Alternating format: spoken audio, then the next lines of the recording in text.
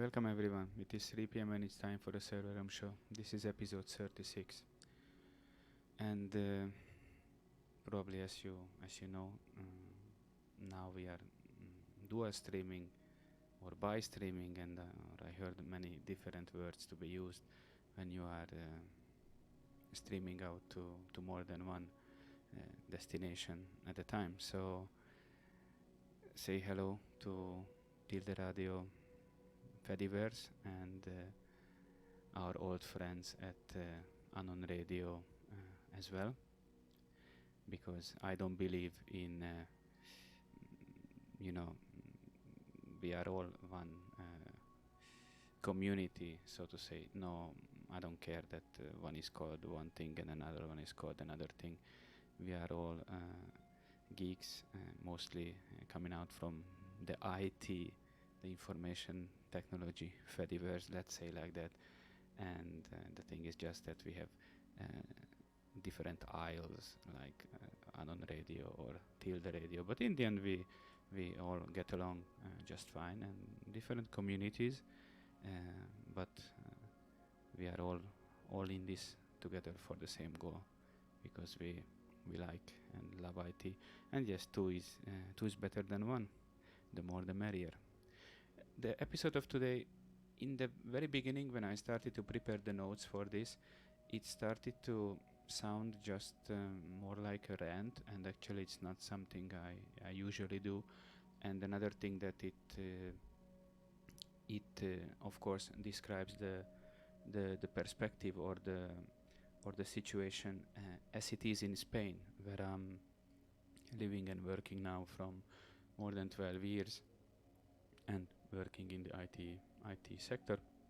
But then as I was preparing the notes, I started to realize more and more that I think many of you can relate to these things, because I don't think that these things only happen in Spain, where I live and work. I think these kind of processes or moving around in the job market, when you try to move around in the job market and trying to get a maybe a different career or a different role in IT, I think you can face similar hardships no matter the country you're listening from, and it's all because just big companies are like this. So in Spain, as again and again, it's strictly based on my opinion and what I saw during these years as I worked in and still working in IT in various roles in Spain. In Spain, for some interesting reason, the job market, definitely in IT, it's divided into two main groups only, and effectively a third group, which even though exists in other countries, I know that it exists, but somehow it completely lacks here in Spain. One of the main groups is when, of course, you're looking for a job and you find the offer, everything looks good, and you go to the interview and they hire you, and now it's the important part.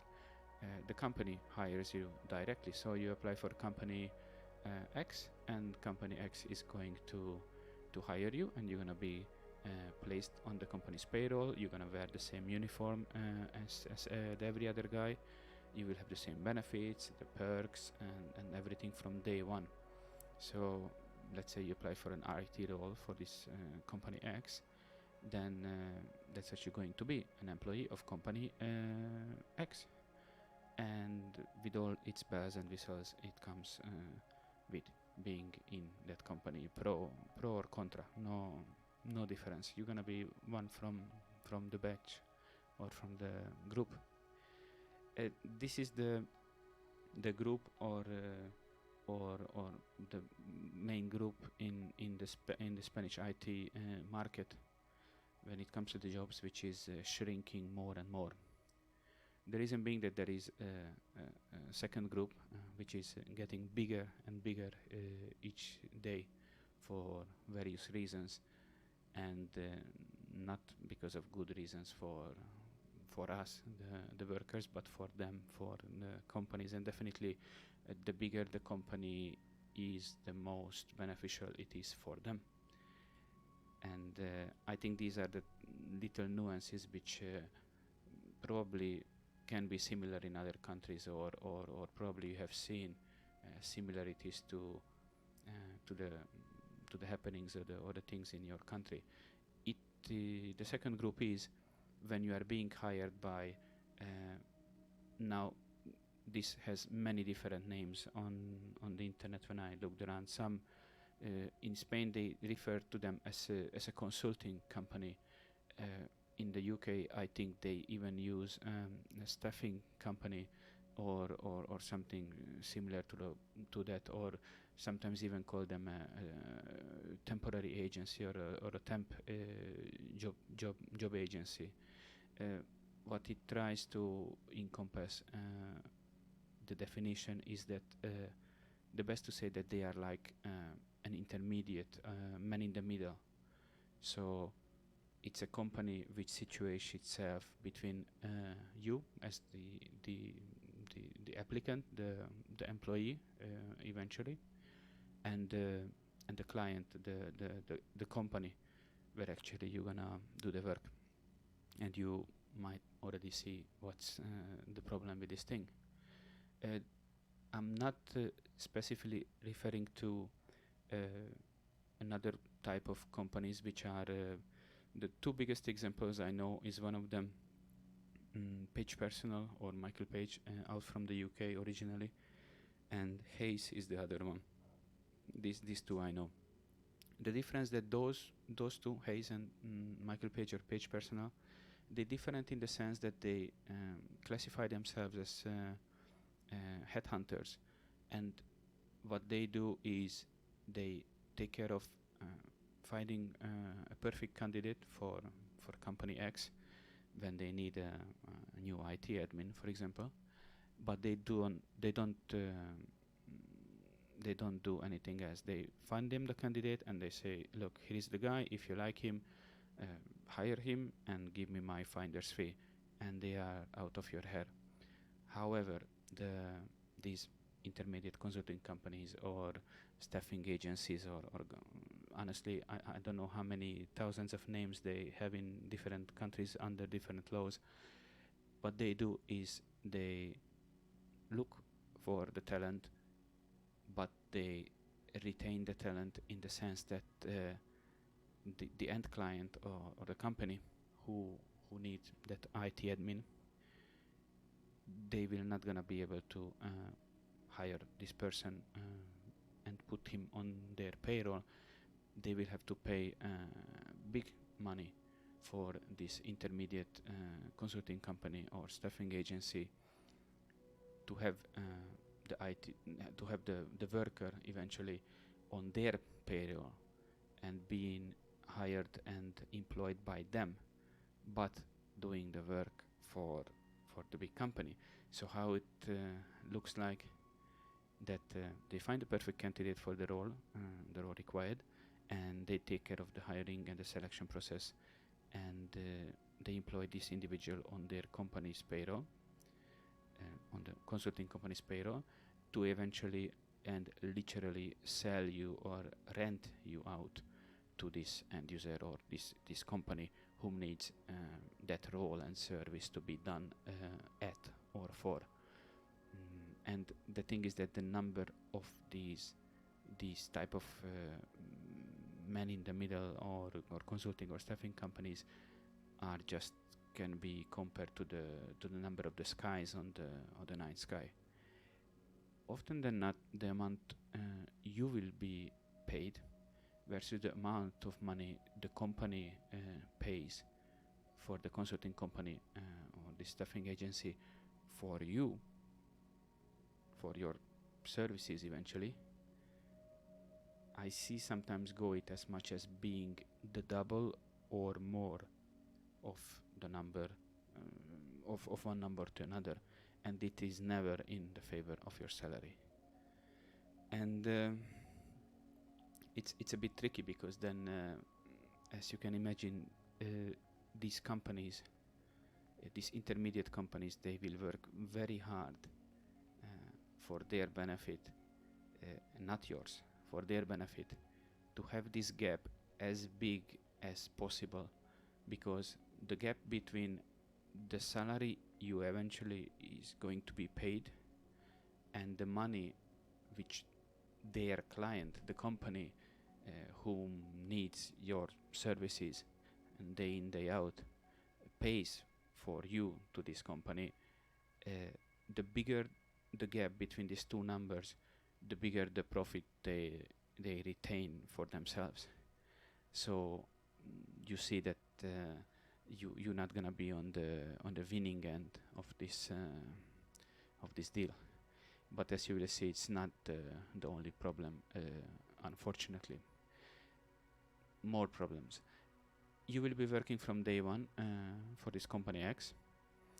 You maybe even gonna wear the same uniform if it's a company where they use uniform or whatnot. But the funny is that you not gonna be from one and the same of this company, as you are not on their payroll. Most definitely you're not gonna enjoy the same benefits as probably your peers or your colleagues, whom I see many times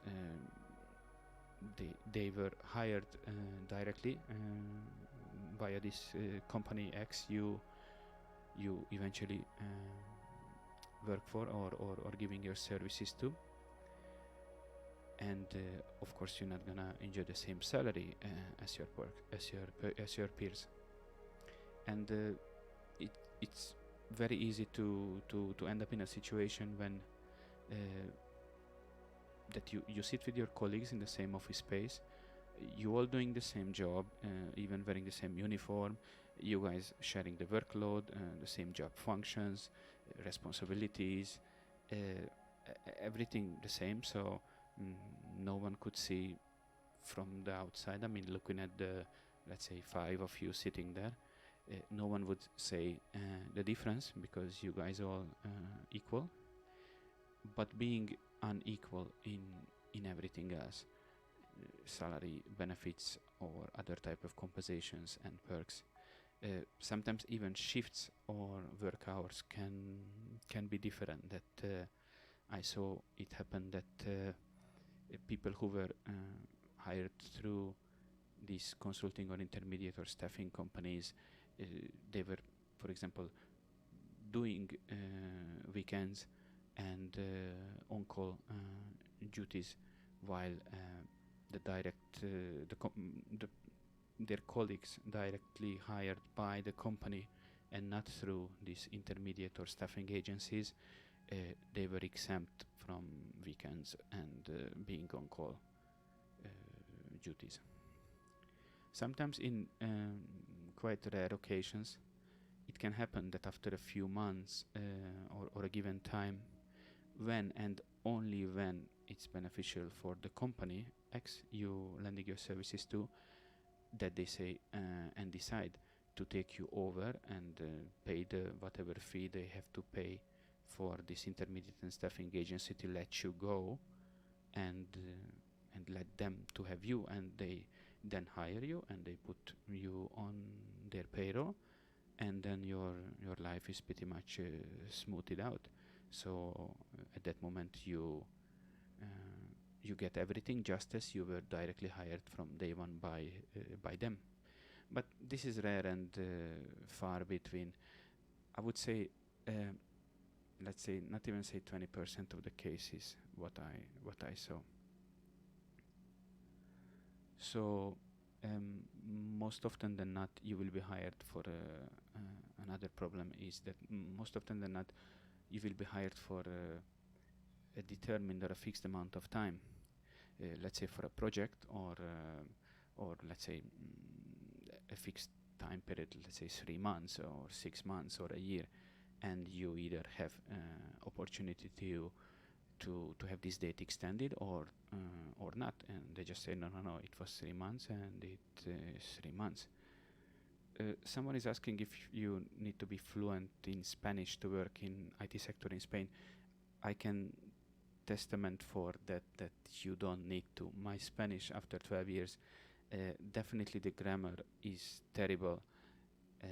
My writing is, let's say, maybe the same terrible, but yeah, really grammar is completely missing in my case. And you definitely need at least some basic Spanish, because they're not even gonna call in for the interview, because they think that you're not even gonna understand what they put it on the contract, and it might present some problems in a legal field later on. So definitely some basic Spanish conversational you need to be able to make them understand you, and them to understand you to understand them. But a basic and even near intermediate Spanish is more than enough to start working in the IT sector in Spain. Many times they push and require English, because maybe you will giving the services to a multinational company where anyway English is the official language of the company. So, as I was saying, that another issue is that most of the time your contract has an expiry date on it, and as you will see later on, it's not a good thing. You always prefer. Sometimes they refer to as an open-ended contract or a permanent contract, which eventually has no expiry date on it. I mean, they still can fire you if they want to. If you give them a reason to, or even if you don't give them a reason to, they just pay the appropriate fine, depend on if they fired you with reason or without reason, and life goes on. So there is no immunity or anything which would mean a forever commitment between you and the company. And in the beginning, I mentioned that one of the a third group in the job market which is missing in Spain. I have not seen, at least I have not seen in the IT industry. It exists in other areas or other professions, but definitely not in IT. And it is freelancing. It exists in other. You can be a freelance accountant in Spain, or a freelance. I don't know, like a dance instructor or whatever in freelance you want to be. You just there is no way that you can be freelancing in IT and selling your services legally, which you could do. And the reason being that because of those huge number of consulting companies or staffing companies I mentioned in the beginning, their number is more and more each day, and more terrible each and every one of them. One is worse than the other. Because of their sheer amount and big numbers out there, they suck out the opportunity or chance of anyone going solo, contracting out their services as a one-man shop or an independent contractor, or they call it in Spain autonomous contractor or person, as many times referred to it here. There is just no chance that any company, being small or even the smallest, or don't even dream about bigger ones, to retain your services as a one-man shop, versus just going to one of these for them, the big companies, for one of even their one of these cheaper or cheapest these IT consulting companies or staffing companies, and just have them dig out any resource or capacity they just want them to find for them, and they can even ask find me someone for tomorrow. So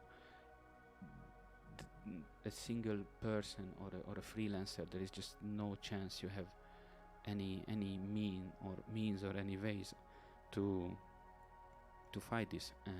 They completely they took over the whole market, as long as it comes to IT. Not for other businesses or professions, thank God, but IT is completely ruined. So there is no chance to anyone to come to you And why would they? What is the chance that what this company X, being the smallest or smaller or mid-size, what is the chance that you, freelance person number one, you're going to have the exact same talent and specialty what they would require? They would not waste your time with you and with me as a freelance. They would just go to one of these cheap shops, I call them, and pay them whatever they need to pay, and show me what you got. So what's the problem with this? In its simplest form and its most obvious form, being directly hired by the company who you work for, with all its perks and benefits being for you directly, enjoying the same conditions and salary as your peers, is the best deal out there.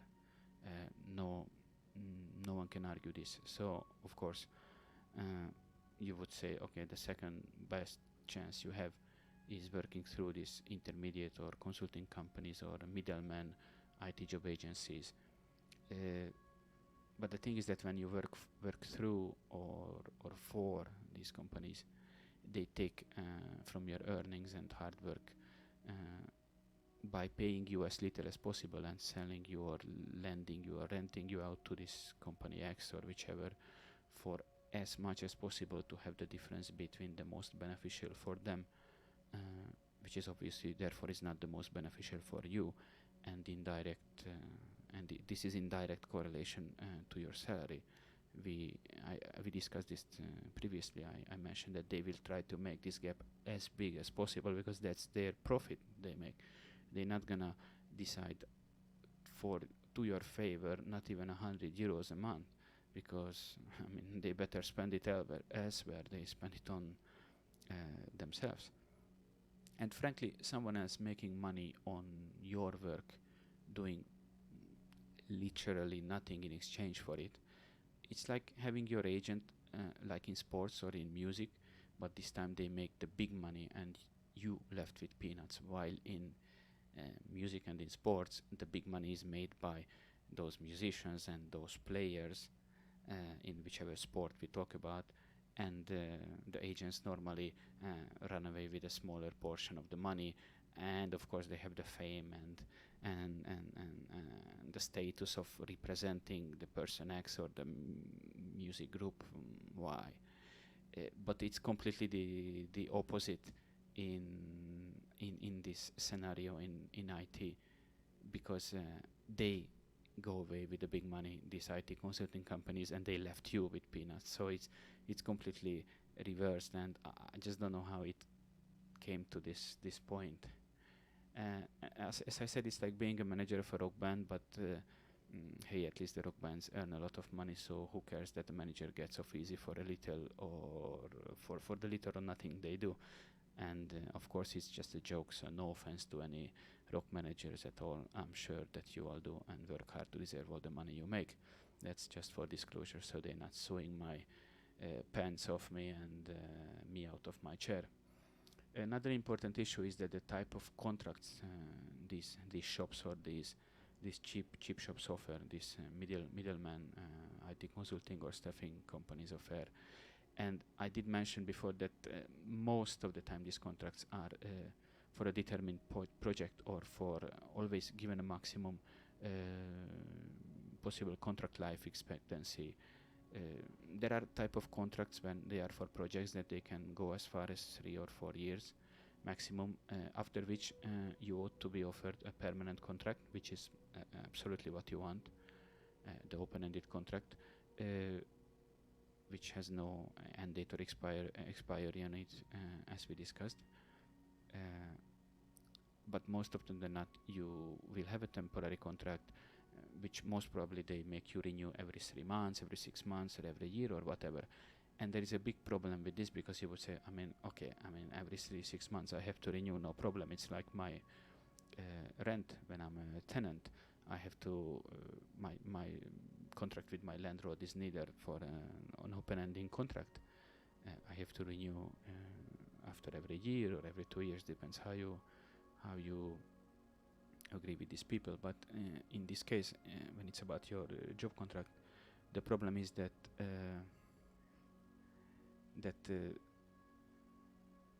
these contracts worth nothing, and I put emphasis on the word nothing for a reason, and you will see why in a second.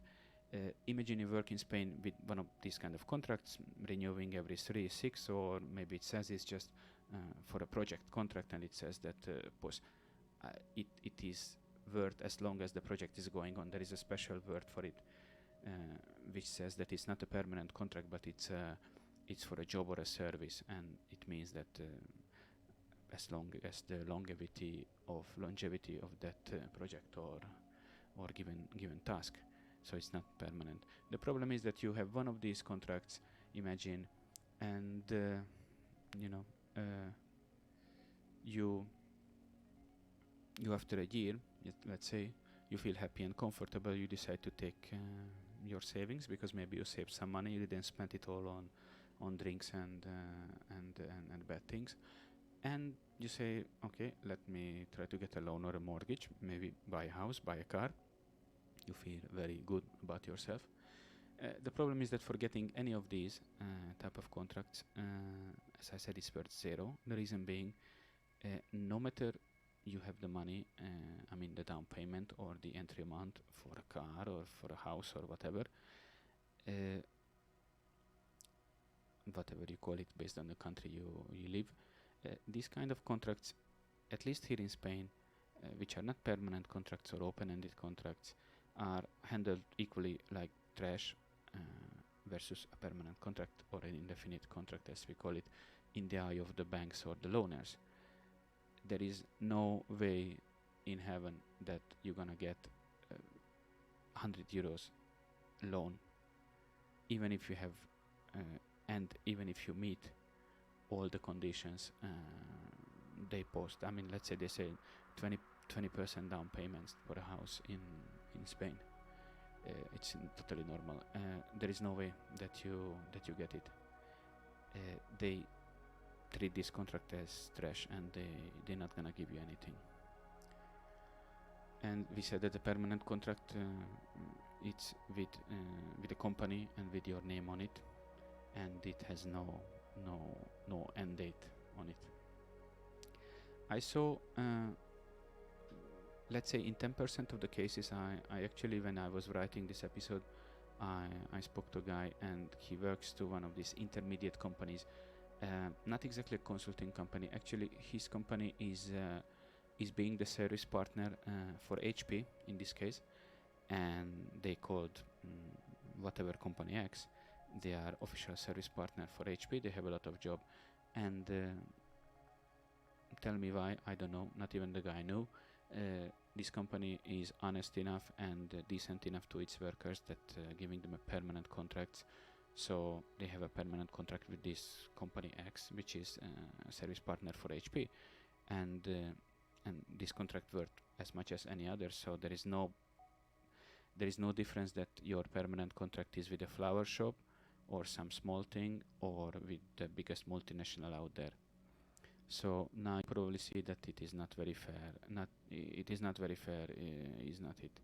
You do the same job most of the time as your colleagues. You just happen to be the unlucky one to get hired via an intermediate consulting company versus being hired by the company directly you do the work for. And the funny it is, these contracts, which are not permanent contracts, the same goes on when you want to rent a flat.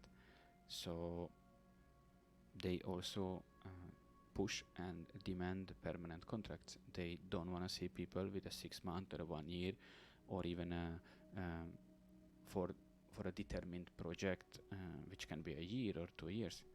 So imagine it's not very nice. Our time is up. Unfortunately, I had some way more text written on it. Maybe I come back to it at some other point. But I don't know how much you can relate to this from the country where you're listening from. Maybe these problems don't exist over there. Maybe it's just something in Spain. But I definitely wanted to share this, and I had much more. So in the show notes you can see I went on even more the damages and offers they make. Maybe I Maybe I make a short part 2 next time. See you next Saturday.